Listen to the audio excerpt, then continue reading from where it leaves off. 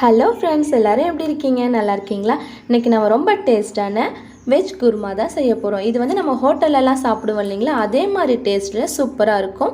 இது வந்து நீங்கள் இட்லி, தோசை, சப்பாத்தி, பரோட்டா, அதுக்கப்புறம் இடியாப்பம் எல்லாத்துக்கூடமே சாப்பிட்றதுக்கு சூப்பராக இருக்கும். வாங்க இப்போ இது எப்படி செய்யறதுன்னு நம்ம வீடியோக்குள்ளே போயிட்டு பார்க்கலாம்.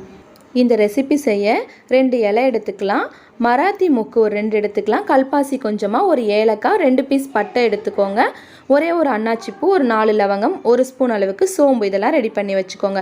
வெங்காயம் வந்து ஒரு 2 வெங்காயத்தை நீள நீளமாக கட் பண்ணி வச்சுக்கோங்க. தக்காளி வந்து ஒரு 3 தக்காளி கட் பண்ணி வச்சுக்கலாம். பச்சை மிளகாய் உங்கள் காரத்துக்கு ஏற்ற மாதிரி, கொஞ்சமாக கருவேப்பிலை, இதெல்லாம் ஃபஸ்ட்டு ரெடி பண்ணி வச்சுக்கோங்க. பீன்ஸ், கேரட், அதுக்கப்புறமா உருளைக்கிழங்கு, இதெல்லாம் வந்து நம்ம சேர்த்துக்கலாம். உங்ககிட்ட வந்து அப்படி காலிஃப்ளவர் இருந்துச்சுன்னா அதையும் சேர்த்துக்கோங்க, நல்லாவே இருக்கும் டேஸ்ட்டு. இப்போ வந்து அடுப்பு ஆன் பண்ணி அதில் ஒரு வானல் வச்சுக்கலாம். அதில் வந்து நம்ம தாளிப்பு கொடுக்கறதுக்கு எண்ணெய் சேர்த்துக்கலாம். ஒரு 2 ஸ்பூன் அளவுக்கு ஆயில் சேர்த்துக்கோங்க. ஆயில் வந்து நமக்கு நல்லா ஹீட் ஆகட்டும். நல்லா ஹீட் ஆனதுக்கப்புறமா நம்ம எடுத்து வச்சுருக்க மசாலா பொருள் எல்லாத்தையுமே சேர்த்துக்கலாம். மசாலா பொருள் எல்லாம் இந்த மாதிரி நல்லா பொரிஞ்சு வந்ததுக்கப்புறமா இது கூட வந்து நம்ம பச்சை மிளகாவும் கருவேப்பிலையும் சேர்த்துக்கலாம். இது கூடவே நம்ம கட் பண்ணி வச்சுருக்க வெங்காயத்தையும் சேர்த்துக்கலாம். வெங்காயத்தை வந்து நல்லா வதக்கி விடுங்க. இதோட கலர் வந்து நமக்கு நல்லா சேஞ்ச் ஆகட்டும். வெங்காயத்தோட கலர் இந்த மாதிரி நல்லா மாறினதுக்கப்புறமா இது கூட வந்து நம்ம இஞ்சி பூண்டு பேஸ்ட் வந்து 2 ஸ்பூன் அளவுக்கு சேர்த்துக்கலாம். இதோட பச்சை வாசனை போகிற அளவுக்கு 2 நிமிஷத்துக்கு நல்லா வதக்கி விடுங்க. அதுக்கப்புறமா இது கூட நம்ம கட் பண்ணி வச்சுருக்க தக்காளியும் சேர்த்துக்கலாம். தக்காளி வந்து நமக்கு நல்லா சாஃப்டாக வதங்கி வரட்டும், அது வரைக்கும் நல்லா கலந்து விடுங்க. அதுக்கப்புறமா இது கூட வந்து நம்ம எடுத்து வச்சுருக்க காய்கறிகள் எல்லாம் சேர்த்துக்கலாம். பீன்ஸ், கேரட், அதுக்கப்புறம் உருளைக்கிழங்கு எல்லாத்தையும் சேர்த்து நல்லா மிக்ஸ் பண்ணிக்கலாம். நம்ம சேர்த்த காய்கறிகள்லாம் ஒரு 3லேருந்து 4 நிமிஷத்துக்கு நல்லா வதங்கட்டும்.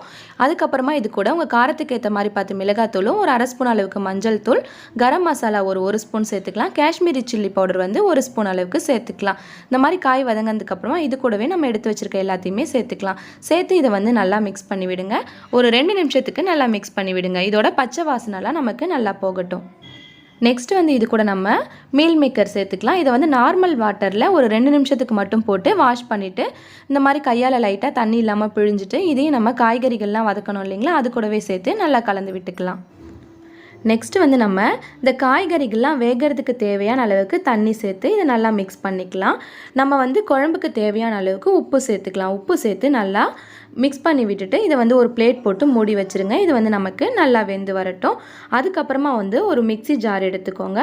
அதில் வந்து ஒரு 2 கைப்பிடி அளவுக்கு இந்த மாதிரி கட் பண்ண தேங்காவை சேர்த்துக்கோங்க.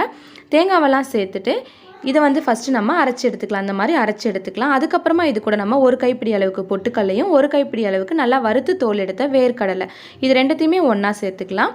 இது கூடவே நம்ம தேவையான அளவுக்கு தண்ணி சேர்த்து இதை வந்து நம்ம பேஸ்ட்டாக அரைச்சி எடுத்துக்கலாம். நம்ம சேர்த்த காய்கறிகள்லாம் நல்லா இந்த மாதிரி வெந்ததுக்கப்புறமா இது கூட நம்ம அரைச்சி வச்சுருக்க தேங்காவோட விழுதுகளையும் சேர்த்துக்கலாம். சேர்த்ததுக்கப்புறம் இது கூட வந்து தண்ணி சேர்த்துக்கோங்க. உங்களுக்கு வந்து கிரேவி எந்த அளவுக்கு தேவையோ அதுக்கேற்ற மாதிரி பார்த்து இதில் தண்ணி சேர்த்துக்கோங்க. தண்ணிலாம் சேர்த்ததுக்கப்புறம் வந்து இது நமக்கு நல்லா கொதிச்சு வரட்டும். தண்ணி சேர்த்ததுக்கப்புறம் ஒரு 2 நிமிஷம் மட்டும் நமக்கு இந்த மாதிரி நல்லா கொதிக்கட்டும். அதுக்கப்புறமா ஒரு கைப்பிடி அளவுக்கு கட் பண்ண கொத்தமல்லி தழையை போட்டுக்கலாம். இது கூடவே நம்ம ஒரு பாதி எலுமிச்சம்பழத்தை மட்டும் பிழிஞ்சு விட்டுக்கலாம். டேஸ்ட் வந்து சூப்பராக இருக்கும். இப்போ நம்ம ஸ்டவ் ஆஃப் பண்ணிடலாம். அவ்வளோதான் ஃப்ரெண்ட்ஸ், செம்ம டேஸ்ட்டான வெஜ் குருமா ரெடி. இதே மாதிரி நீங்களும் வீட்டில் செஞ்சு பார்த்துட்டு டேஸ்ட் எப்படி இருந்துச்சுன்னு மறக்காமல் கமெண்ட்ஸில் சொல்லுங்கள். உங்கள் ஃப்ரெண்ட்ஸ் அண்ட் ஃபேமிலி கூடவும் இந்த ரெசிபியை நீங்கள் ஷேர் பண்ணிக்கோங்க. நம்ம சேனலை சப்ஸ்கிரைப் பண்ணுங்கள். Thank you, bye bye.